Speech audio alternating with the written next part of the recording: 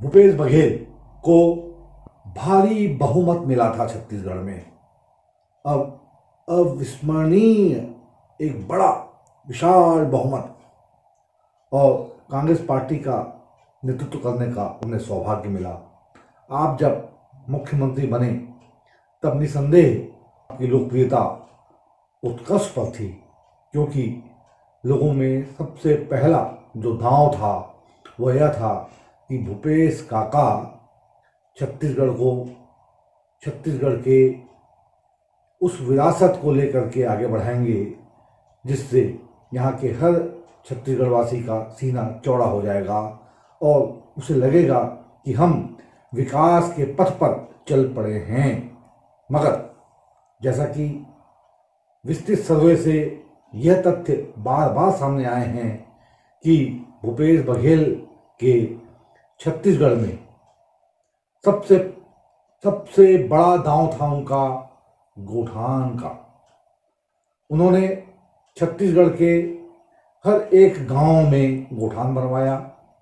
जिस तरह भूपेश बघेल ने गोठान पर विशेष ध्यान दिया, उसकी चहुओर खूब प्रशंसा हुई, क्योंकि हर कोई इस बात से बेहद परेशान था कि गांव में, सड़कों पर, शहरों में चारों ओर गौवंश घूम रहा है। आखिर इससे निजात कैसे मिलेगी? भूपेश बघेल जी ने नब्ज पर हाथ रखा और छत्तीसगढ़ की इस एक बड़ी समस्या जो कि गौवंश की थी, और इस पर जब उन्होंने गोठान को लेकर पहल की तो लोगों ने इसे बहुत तरीके से पसंद किया। तो बात है गोठान की, जिस पर भूपेश बघेल ने बहुत ही आत्मीयता और भाव के साथ काम करने का प्रशासन को निर्देश दिया, आह्वान किया, और एक तरह से संपूर्ण छत्तीसगढ़ भूपेश बघेल के गोठान की ओर देखने लगा है। मगर जमीनी हकीकत क्या है? भूपेश बघेल मुख्यमंत्री के रूप में प्रारंभ में कुछ गोठानों पर पहुंचे और उन्होंने अवलोकन किया, प्रशंसा की। गोठान अपने तरीके से काम करने लगे हैं, मगर जमीनी हकीकत बेहद निराशाजनक है।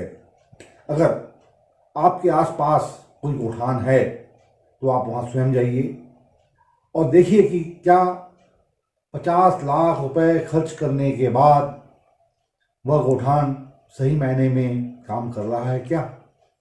हम दावे के साथ कह सकते हैं कि भूपेश बघेल की यह योजना सिरे से ही एक तरह से फ्लॉप होकर के रह गई है।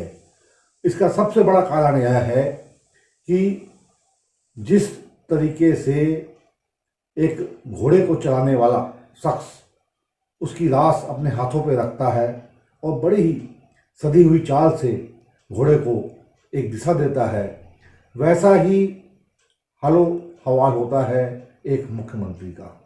वह जब प्रशासन को चलाता है तो एक घोड़े के मानिंद उसे दिशा देनी होती है, उसे एक रास्ता बताना पड़ता है जिस रास्ते पर प्रशासन आगे बढ़ता है। मगर भूपेश बघेल का यह गोठान इस तरह पूरी तरीके से फेल होता चला गया कि वे इसे दिशा नहीं दे पाए हैं। जैसा कि हमने आपसे कहा कि आप स्वयं जाइए और एक गोठान का अवलोकन करिए, लोगों को लेकर जाइए, देखिए कि क्या हालात हैं वहाँ।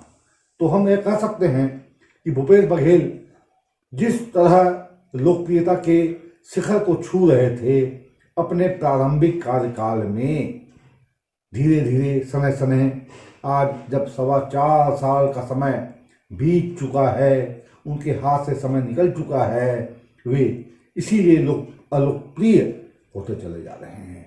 क्योंकि उनकी जो योजना थी, चाहे वो नरवा गरवा हो अथवा सबसे महत्वाकांक्षी गोठान, उसमें कहीं पर भी छत्तीसगढ़ की आवाम को कोई भी लाभ नहीं मिल पाया है।